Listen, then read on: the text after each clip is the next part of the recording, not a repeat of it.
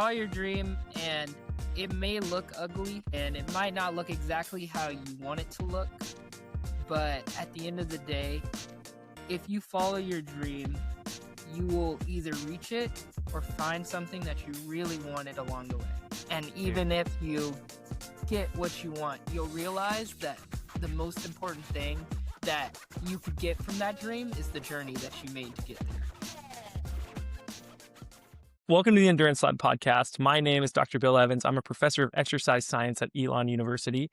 And as usual, we have a very special guest today. And I feel like right now we're on a roll. So we've had Cam Myers, Hobbs Kessler, Marco Langen, and frankly, we might have my favorite runner of all time. Oh. And hey, listen, I'll tell you why as we get through the episode. But it's my pleasure to introduce Mr. Isaiah Jewett, who just a few things about him. He's a very fast 800-meter runner. He just got fourth, I believe, at USA Indoors. He is a previous Olympian. He made it to the 2020 Olympics. And he's a national champion in 800, right, at USC? Yes. Yeah. That was all off the dome. I didn't even have that written down. No, that was good. I'm not gonna lie. You got the most stuff. So I got the big things. yeah. You also did you win a Grand Prix meet as well? Grand Prix. Or did you get second? I might have got 2024? second. I think. Oh yeah. I think I got second. Yeah, I got second. Okay. See, I know more than him. But Yeah. anyways, No, honestly, you don't want my stats better than me.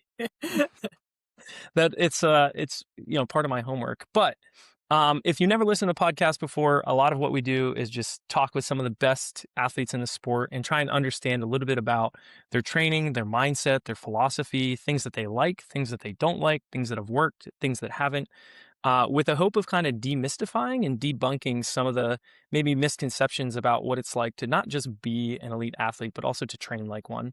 And then also to give them a chance to talk about themselves, to promote whatever it is that they want to promote. I'm super excited because Isaiah is very into anime, and so am I. Little fun fact. And so we'll try to keep our anime nerd outs to a minimum.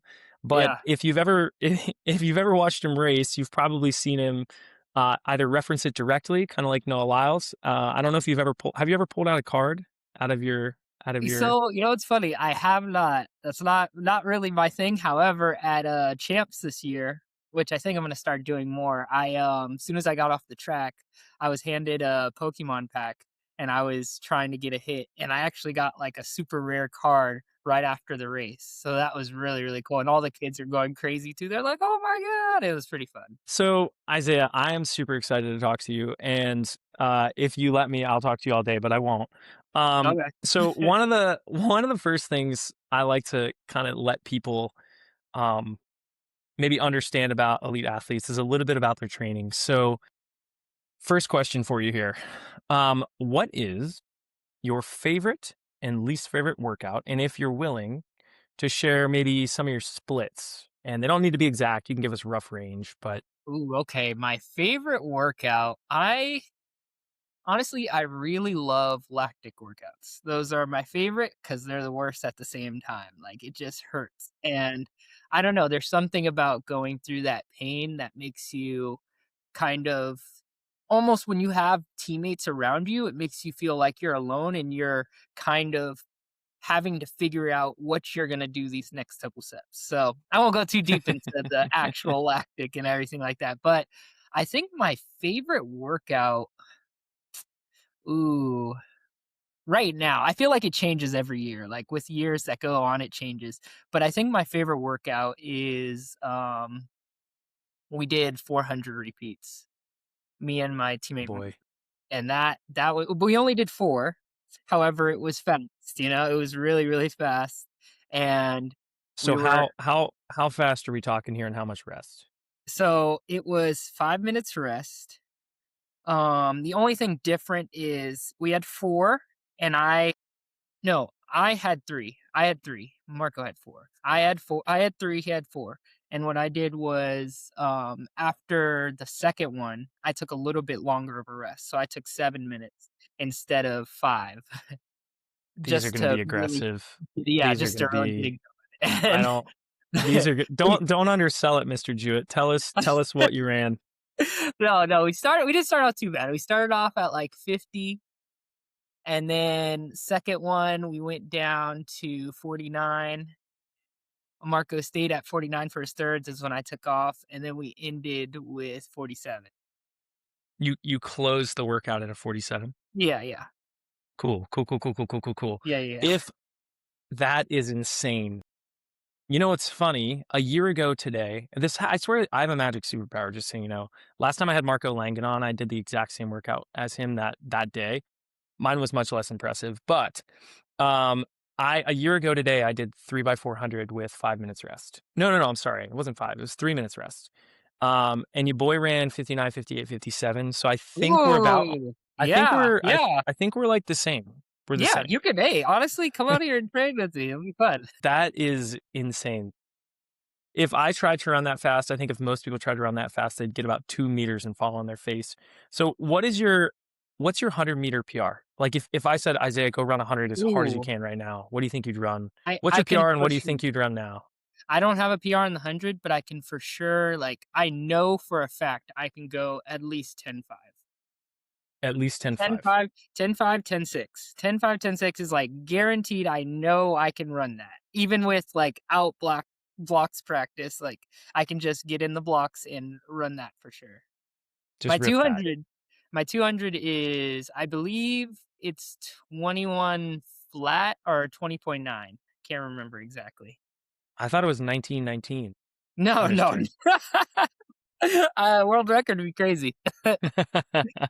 Um, yeah, that's crazy fast. So you're consistently able to run sub 11 pretty comfortably then.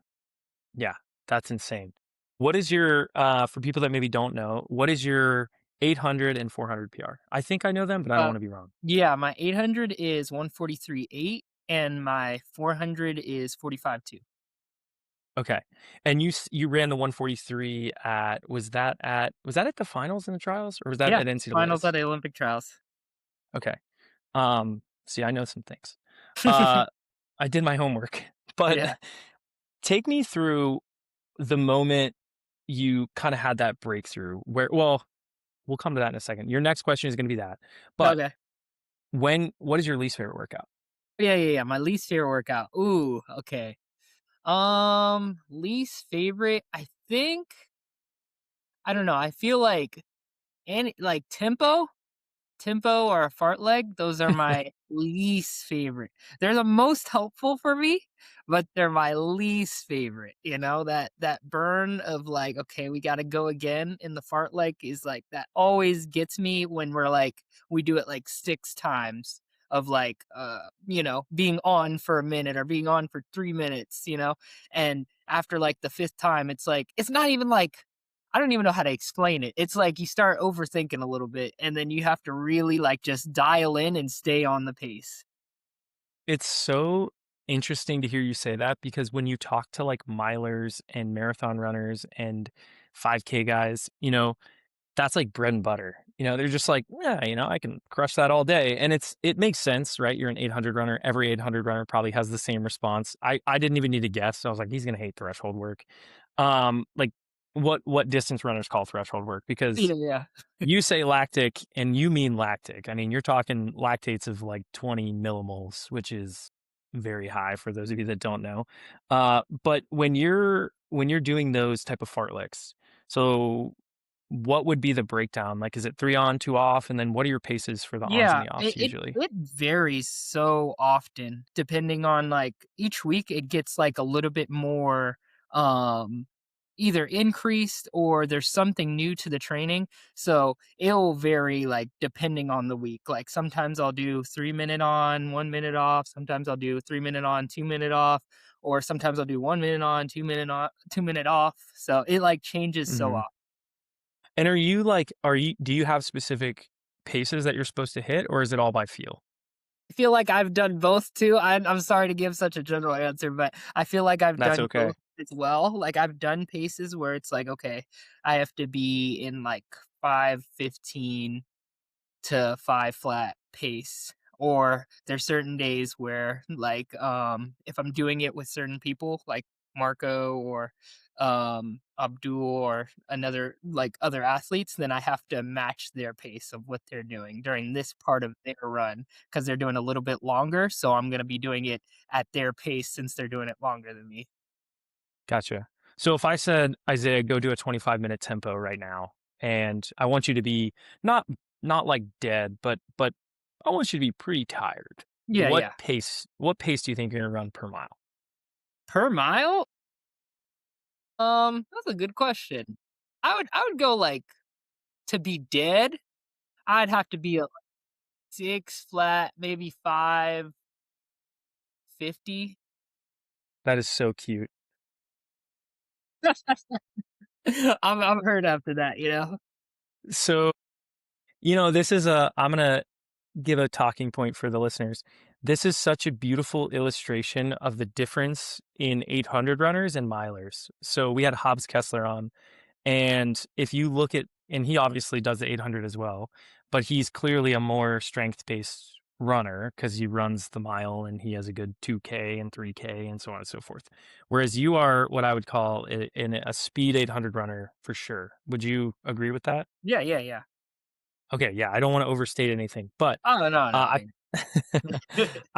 I've talked about this before and how these two runners can kind of overlap in the 800, and it can be just fundamentally different experiences in their training, right?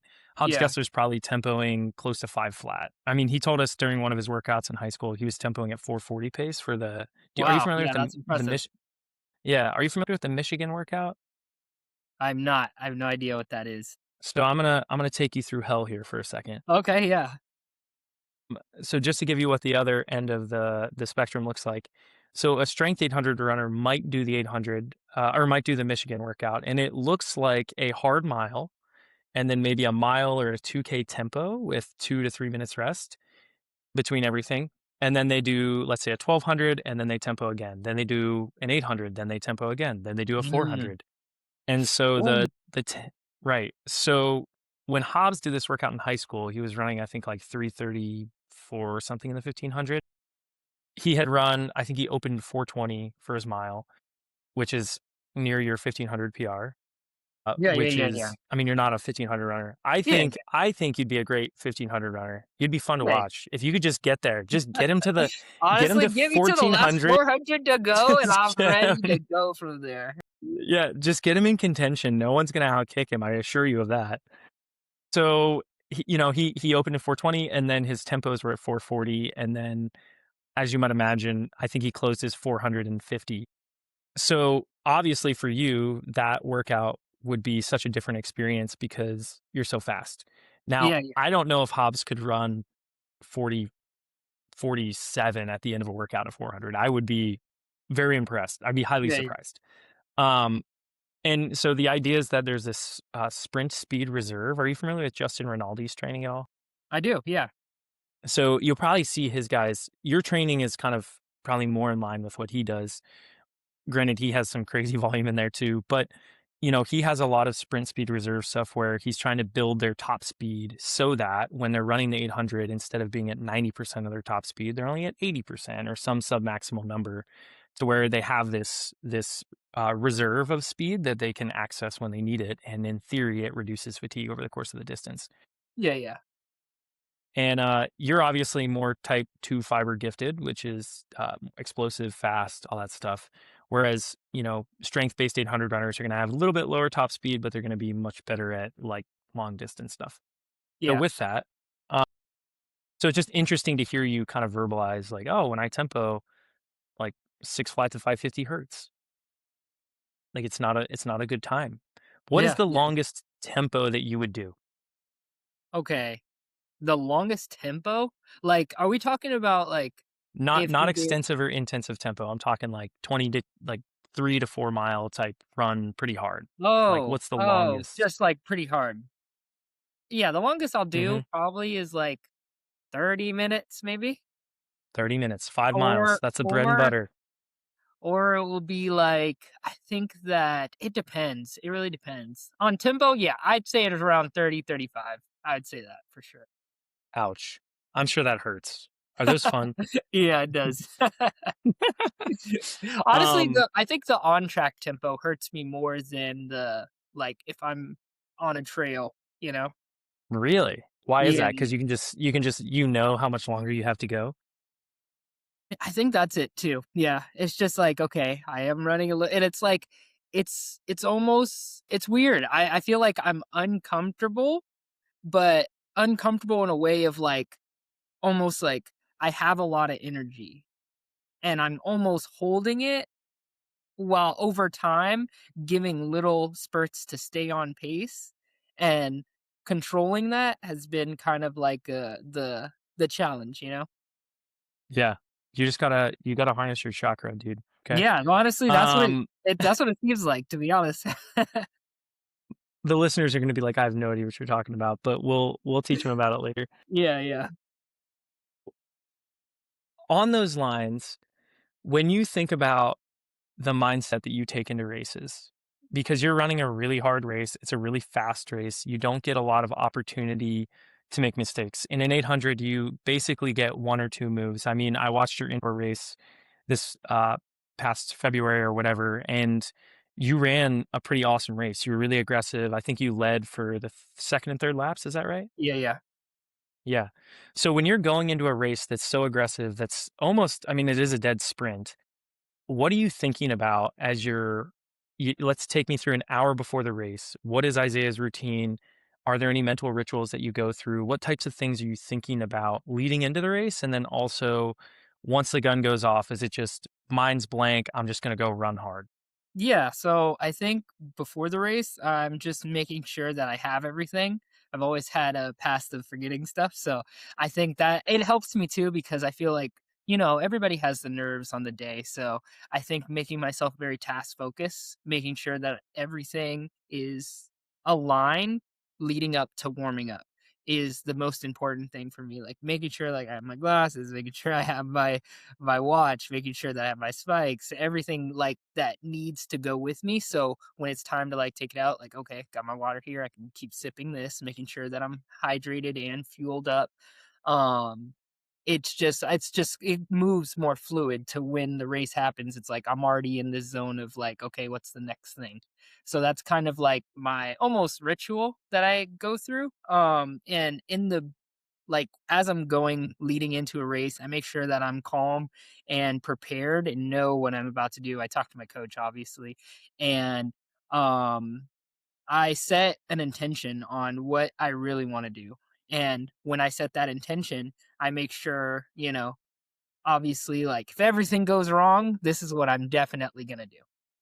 And I think that always calms me down to when it's time to race, like, my mind goes blank, and if like I said, like, if everything goes wrong, I know that subconsciously, that's what I'm gonna do because I've already told my mind that's what.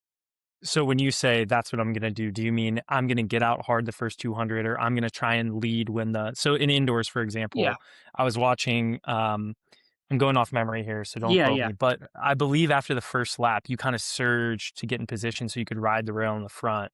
Yeah, Is yeah, that yeah. kind of the type of thing that you're thinking about? Is like, I want to be in Exactly. the lead at 200. Yeah, yeah. Exactly. That's exactly what it Nice. is. Just working on different things like that. Yeah. So what were some things that you were focused on for that race? Where what you're in 147, is that right? Yeah, 146? What'd 147. you run? I don't remember. I think Okay. 147, it was a little bit of, I was a little bit boxed in, so that was kind of, unfortunate, but, Yeah. things happen, you know how race goes. But, I think for that race, the most important thing is I didn't wanna settle after 200 meters. I wanted to at least Mhm. try to keep the pace going, Mhm. and that was my biggest thing, like, moving after setting up the first 200. And ironically, like the whole indoor season, I haven't had a steady start at all. Like either the gun went off before I was set or my foot was placed properly because I didn't know how to really run on the banks very well. So my biggest goal was like just make sure you're steady at the line. Just make sure you're balanced. Just don't Please. fall over. Yeah, like, don't fall over. It's kinda crazy. I So feel like I'm always, like, leaning like this, and I'm like, "Great. This is not gonna here be a we big go. deal." Yeah. So it's like a slow motion fail. yeah, so, it wasn't, like, so much going into, like, this, USA indoors, it was more so being balanced and knowing that I can compete with anybody that's there. Well, I believe that you can. Thank you. Um, yeah, you like I said, you're one of my favorite runners, and part of the reason I have so many questions for you, man. I wanna It's get to them fine, all. hey, yeah, no, So go ahead. I'm gonna ask a quick one that we kinda Yeah, yeah. talked about briefly, but, you have your kind of you think of Dave Waddle, you think of the white hat, right? I don't know if you know who Dave Waddle is. He won the 800 Yeah, back in the I 1970s, know but people. okay, Yeah. yeah. Just didn't wanna make any assumptions, but when I think Mhm. of Isaiah Jewett, I think about the sunglasses. You already mentioned that they're important for you, but from what I understand, there's a reason why you wear them. So, would do you care to share? Yeah, so I actually was born with strabismus, and it's kind of essentially almost the same thing as like a weakened eye or a lazy eye, and it causes me like severe headaches when I overuse one of my eyes, or if I'm like in the sun a lot. Like if the sun is like beaming on my eyes a lot, I get these terrible migraines where I'm out for the week, to be honest. And sometimes, like, that used to mess up training when I was younger, like, especially when I first started running, just because, like, it just would Mhm. really, like, have me bedridden. And I wouldn't be, like, sick or, like, sneezing or anything. It'd just be, like, I can't move because my head is, like, Sick. throbbing so much, and it's making me throw up, but I'm not, like, I'm not, like, COVID sick, There's a difference. You gotta specify nowadays. But, Yeah, well, truly. yeah, but, then that's when my coach gave me, my glasses in high school, and I think that changed a lot more so for even training, and Mhm. coming out of high school, going into college, um, that's where you saw my biggest drops in times, to be honest, like, my times weren't actually good in high school, Yeah, until what were some of your times, and also has do you have a sunglass sponsor? Surely somebody.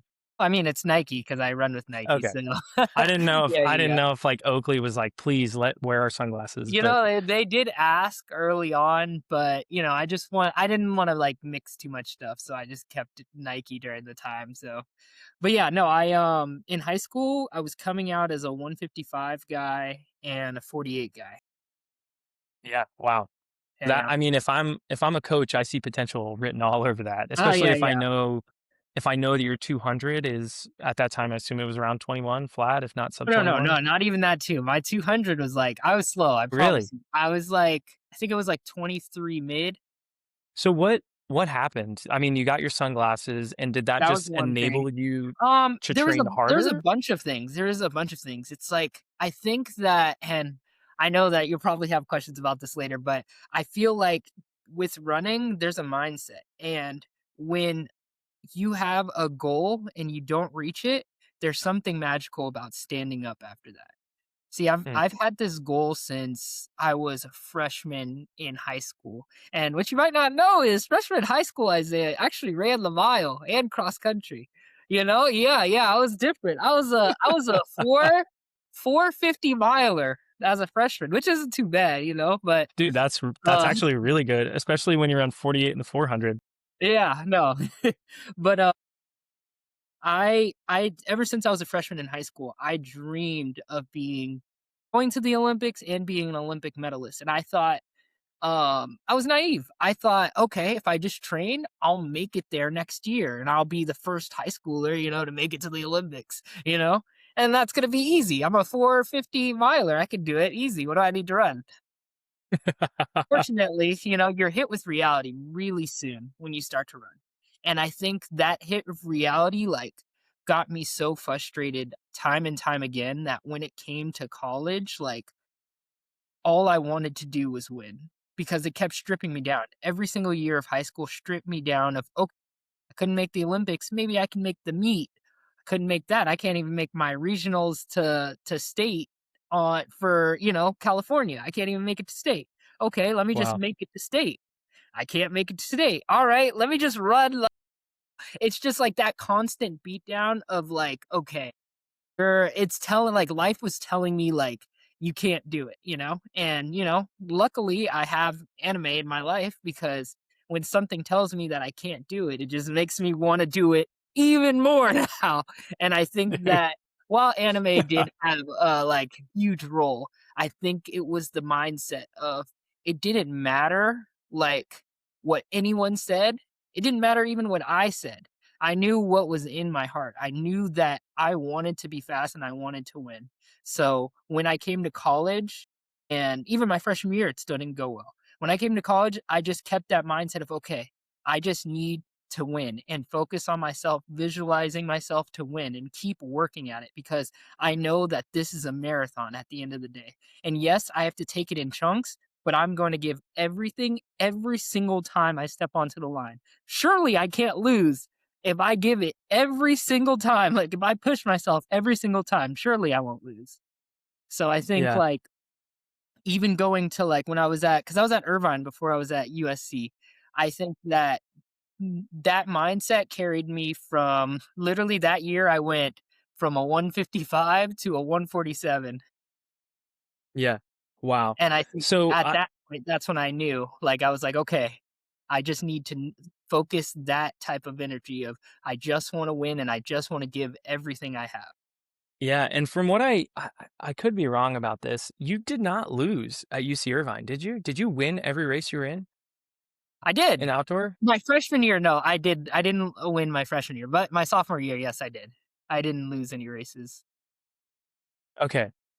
I thought so. I was like, from what I recall, you didn't lose. When you made that jump, was that really, do you kind of see that as, hey, this was a mindset change? Like I'm just gonna keep working hard every single day. Was there a particular race that changed or any training or something that you implemented in your training?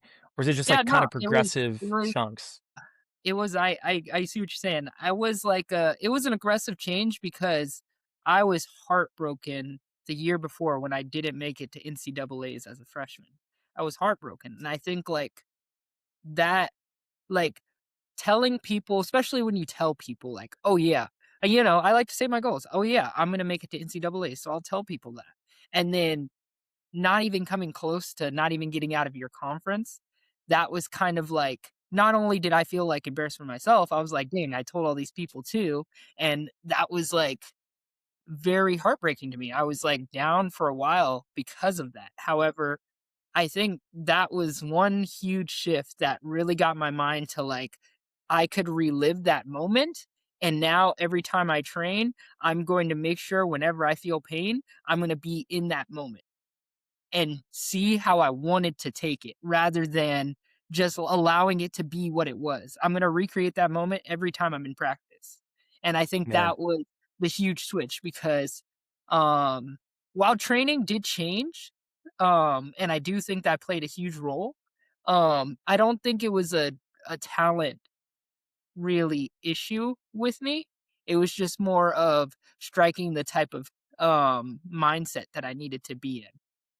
I yeah. know, like, it's crazy. I know you, I always looked at your page because I was looking at your page for a while. To be honest, like when you first started, I was looking at all the stuff you're posting, and it still helps me with a lot of stuff to this day. And it makes me think about a lot of the things you were saying during the time.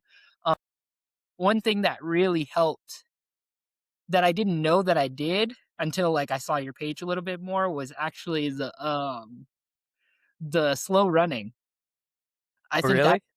I think that played a huge role of what I was doing because I did a lot of jogs. I did just a lot of, like, just extra jogs that were at 1 or 2 type of energy systems, and I think that helped me so Mhm. much because, like, I didn't need to go super fast to, run fast. I have like, when it's speed days, I'll work it out on the speed days, but to work on my aerobic capacity, it's gonna be, all I have to do is just get a simple jog in and keep it going, and I think that's what helped a lot, you know, ironically.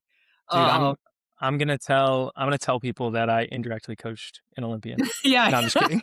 Yeah, Um, go no, but I'm flattered, man. That makes me happy. I will say you were one of the first kind of big names that followed me, and I remember seeing it and just being like, wait a minute, what? Like that that Isaiah Jewett? Like holy crap!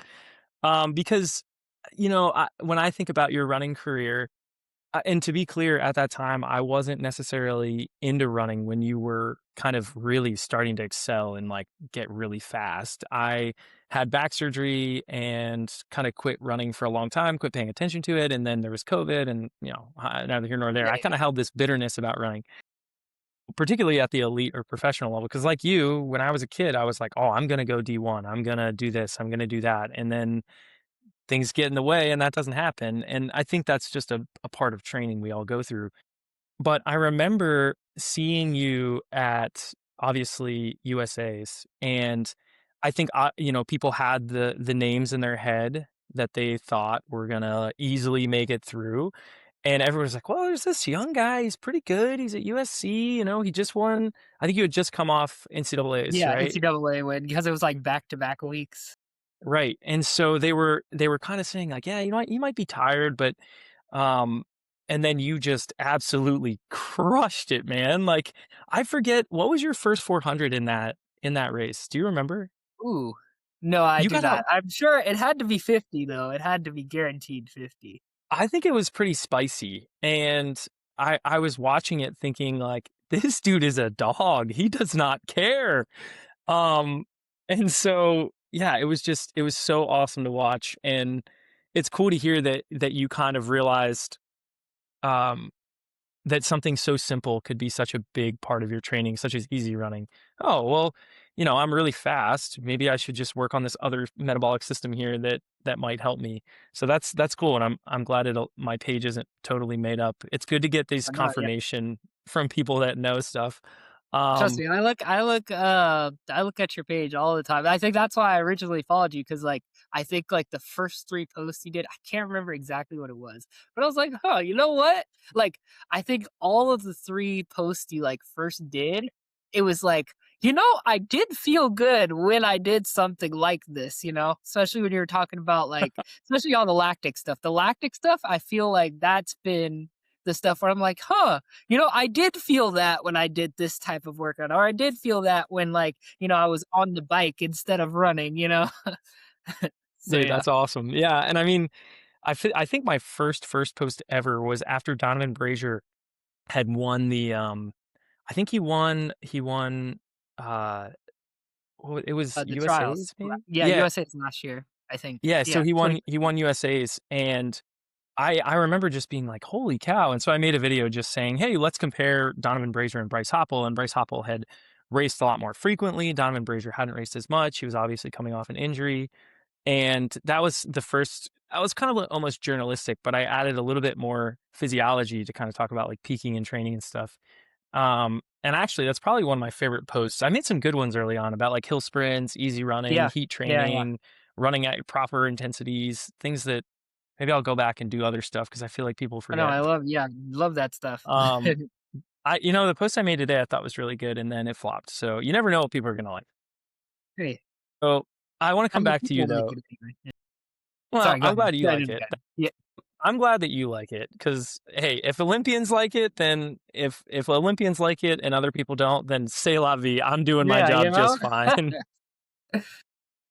You mentioned your mindset and how you're so resilient and how you keep getting back up. And we talked about this beforehand. You said you might ask me about this again. Um, so one of my favorite moments of your running career, I sound like such a jock sniffer right now. I don't even care. But but one of my favorite moments is when you're at the Olympics in 2020 and you're in the mix of the race. I think you had made it through prelims. This is in semis, I think. And for people that don't know, Isaiah got tangled up with Amos and unfortunately fell. And in watching that moment, you sat there for a minute and you could tell just the all the emotions kind of hitting you. And I'm kind of assuming based on your body language from the video, but then you stand up and you dap him up and you smile and you walk off the track. And it is one of the most unbelievable moments I have ever seen in track and field. Hands down. Like, it is unbelievable Thank to you. me to imagine you could have been angry, you could have wanted to hit him, you could have cried, you could have I mean, I don't know what you did internally, but externally, the way you handled yourself was like, how are people not talking about this? This guy is a heart of gold. He's like the kindest human I think to ever walk the planet. No, thank Um, you. But, like, what how did you I can imagine that's probably one of the most difficult moments of your career. I don't know, but I can imagine that it would be. How did you how did you get through that? And how did you respond in that manner? I think I can't take all the credit as I would love to, but I can't. I think it's just the way I was raised, you know? I think it's the people around me and the groups that I've been a part of, like everybody like wants to win at the end of the day, you know? So it stuff like that happens. And I think, yeah, at the moment, I was a little bit upset initially when I first fell because I was like, at first I was like, this isn't me. Wait a minute, who's on the floor right now? And then I was like, oh wait, no, it actually is me on the floor. Okay, but honestly, it's just there's way bigger things going on in the world that you know are way more you know, worse than what we're doing right now. We're doing something that we love to do, you know? And I think um during the time, this is during the time. During the time Isaiah mindset was more of got up, and when I saw the other guy, how upset he was, I was more concerned on trying to help him out and make sure I let him know, like, hey, no, it's okay. Like, I'm fine, you're fine. Let's just finish. And, this is what happens. This is what happens in our race. So that was more the mindset during that time. But I think looking back at it now, for me, it's just more of like we're doing something we really enjoy. And at the end of the day, we're we're racing to push ourselves. However, we shouldn't be against each other because of that. We're both testing how fast we are against each other to help each other out. But if we're helping each other out in the race, we might as well help each other out if we fall. So, Dude, yeah. that is I mean, that is so amazing. Like, inspiring is the only word that comes to my mind. I Thank you. think I think there's just so many times in life where we sit there and say, "Woe is me, my life is so hard. Look at all these things that happened to me." And you said it yourself, there's so many other things going on. But for you to have that moment on the world's biggest stage in arguably you're living your dream, and to respond in that way, it just says something about your character. Your impulse was not to be angry, and it demonstrates that, to me anyways, that who you really are is someone that, hey, when the cards are stacked against you, you're still gonna have integrity, you're still gonna be kind, you're still gonna just look at the big picture, which I think when other people go through hardships like that, you see their true colors, especially impulsively. Like, I would have been upset. I'd have been hitting the track, crying probably. I don't know. I don't know what I would have done. But, the way you responded was just so elegant, and Oh, your thank you. mom should be proud, dude. Like, your mom Yeah, she or whoever, yeah, like, I don't know your situation, but yeah, no, it's my you mom. mentioned your mom, and her running career. Like, clearly she raised a good kid, man. So that's awesome. Thank you. She'll So, get a lot from with that. that, so that wasn't oh, good, send her this. But with that, so after that happens, what did the next 3, 4, 5, 6 months look like for you? How did you overcome that? What did you have to think about or change or whatever to kinda navigate that?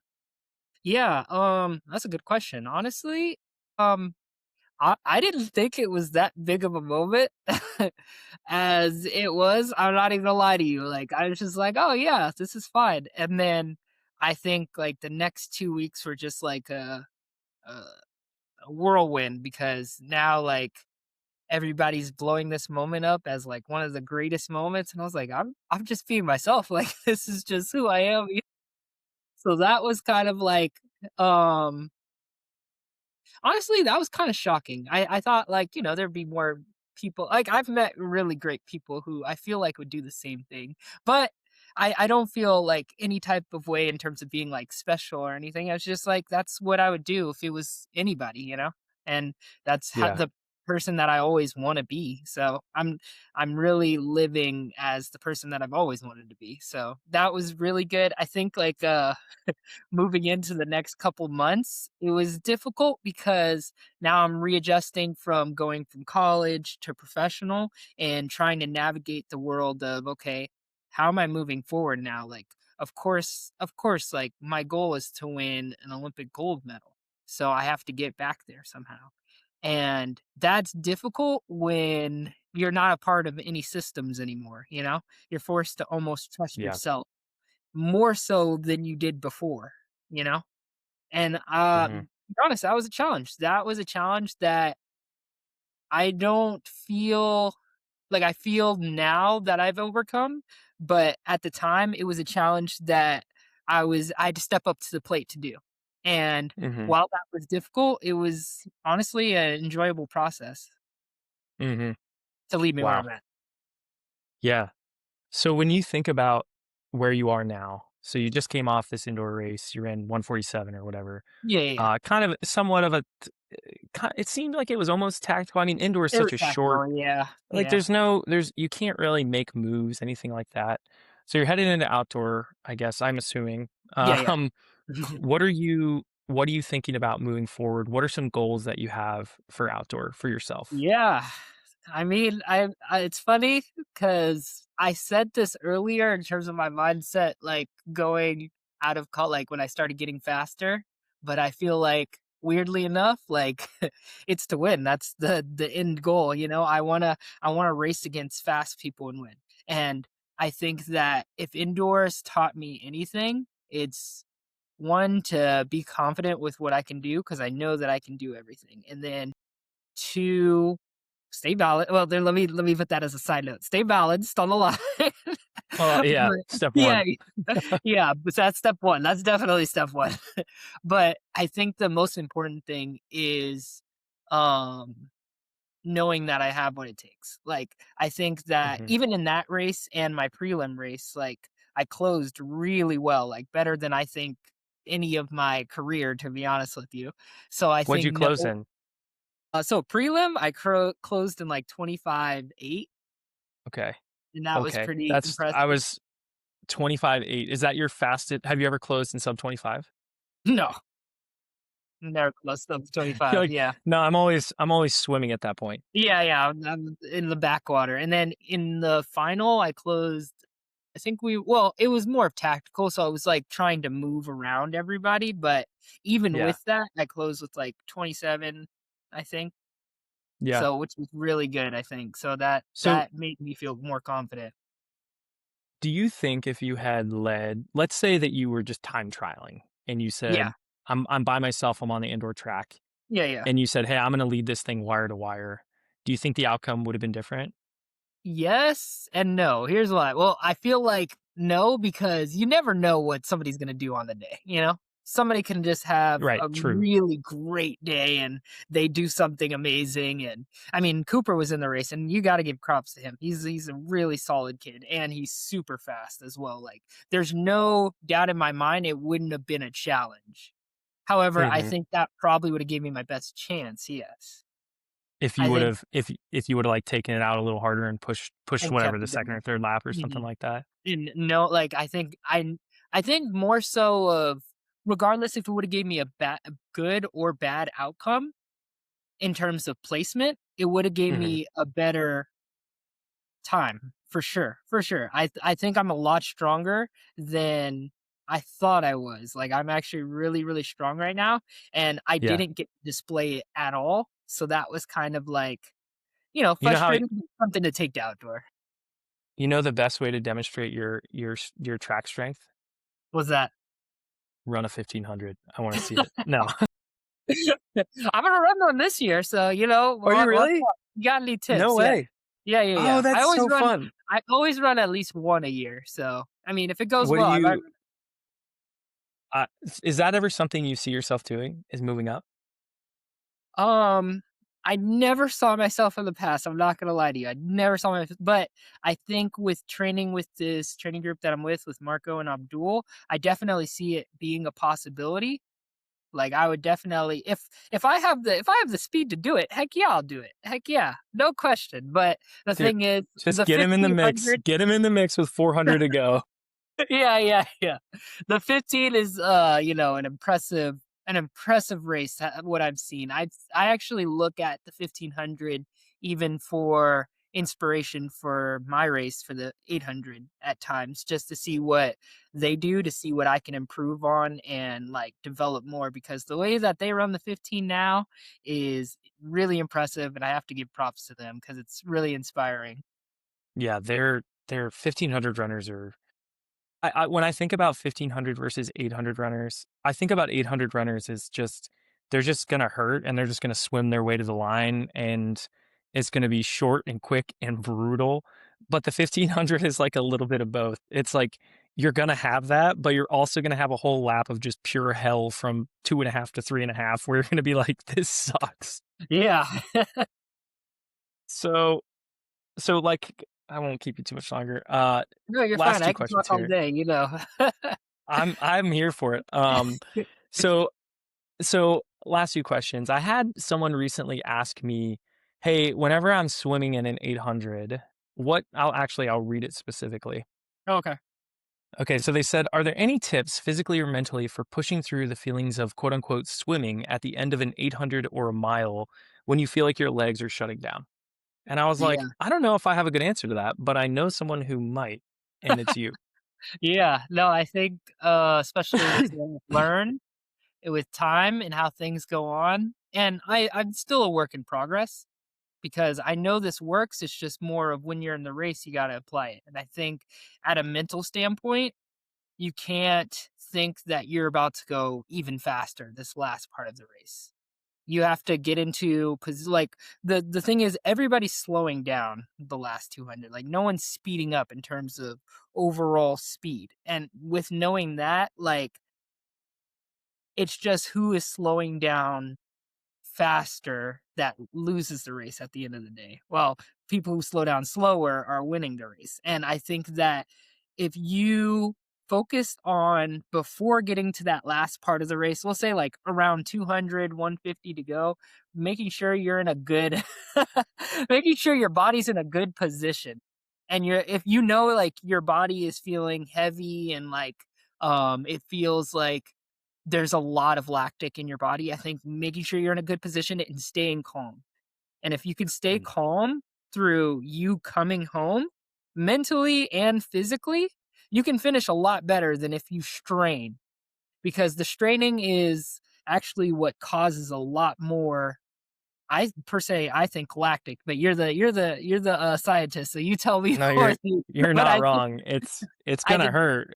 yeah, because the straining, like especially when you're straining, you're not breathing, so you're not bringing oxygen to your muscles. So at the end of the day, I think what would make you slow down slower is actually just breathing through it rather than trying to strain and push so hard through it, you know?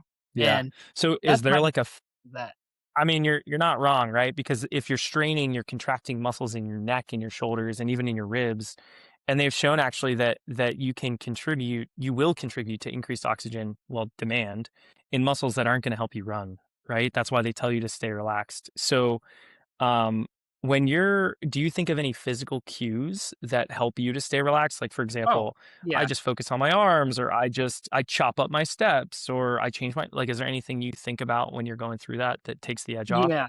So one, it's all about timing, I think, because if you say it too early, it's gonna mess you up as well. But if you can get the timing of like when you feel it, my cue Mhm.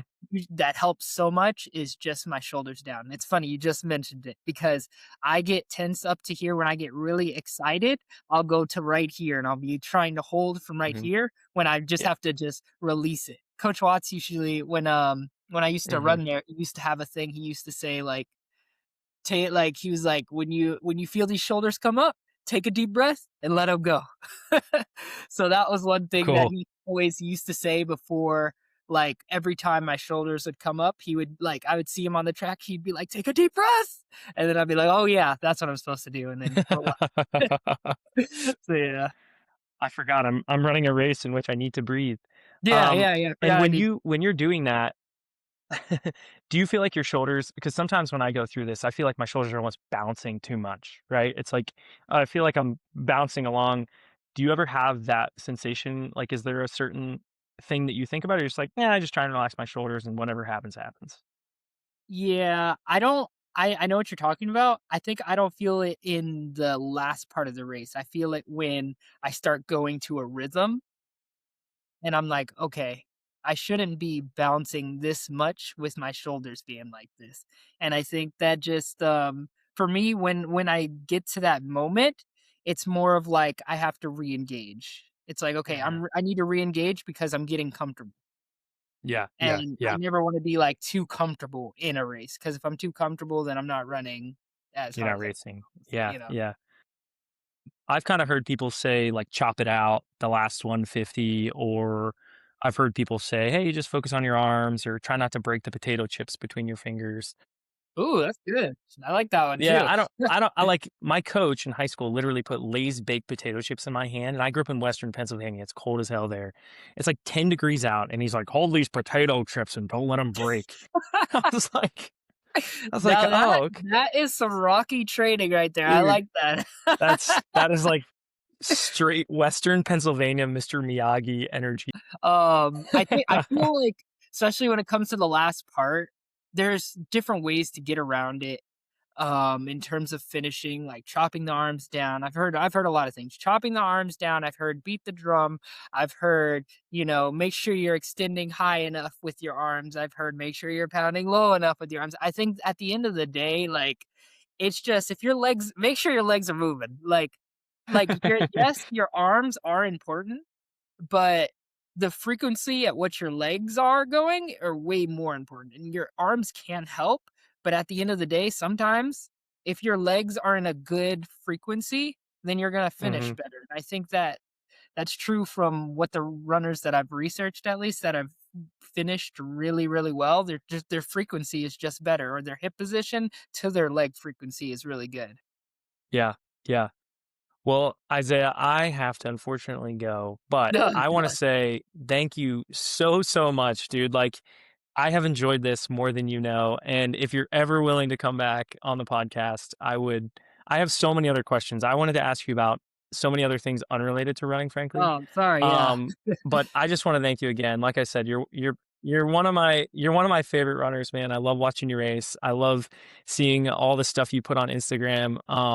And you're so yourself. And I love that you are so comfortable just being yourself, whether you're in a race or after a race or just in general. And I think it's honestly very, very uh, inspiring, because I think it's really easy for us, especially in the world of social media, to kind of be inauthentic. But I always love just when people are who they are, they're genuine, and I can tell in talking with you and in anything, you're just a very genuine person. So Thank you, it means a yeah, lot. I just want to say that. So before I let you go, is there anything that you wanna tell the people or leave them with? Ooh, like motivation or anything? Could be that, could be, "Hey, go follow me on Instagram," could be, "Buy Oh, yeah, you Nike, can follow check out me my on s." Instagram, either one. Follow me while I'm racing, on the way back to the top. Um, but I think mostly, I don't know what type of viewers that you have, but I think that Me it's neither. important to I think that it's important to follow your dream. Follow your dream, and it may look ugly, and it might not look exactly how you want it to look, but at the end of the day, if you follow your dream, you will either reach it or find something that you really wanted along the way. And even if you get what you want, you'll realize that the most important thing that you could get from that dream is the journey that you made to get there. Yeah, dude, that's awesome. I love it. That's going on Instagram. That's gonna be the No. advertisement for this. I'm serious. Well, Isaiah, thank you so much for coming on. It's been awesome. To everyone listening, thanks for listening along. Happy listening. Check me out, Dr. Evans Running on Instagram. If you're interested in training with me, I train Isaiah Jewett. I'm just kidding. No, I don't. Yeah, yeah. Um, but I'm a big fan of his uh, page. Follow yeah, him. Isaiah likes it. And give Isaiah a follow as well. Follow him along. Watch him as he breaks 143 this year. He's going to run 141 high. That's my prediction. Thank you. Um, and yeah, happy listening. Thank you. All right, man.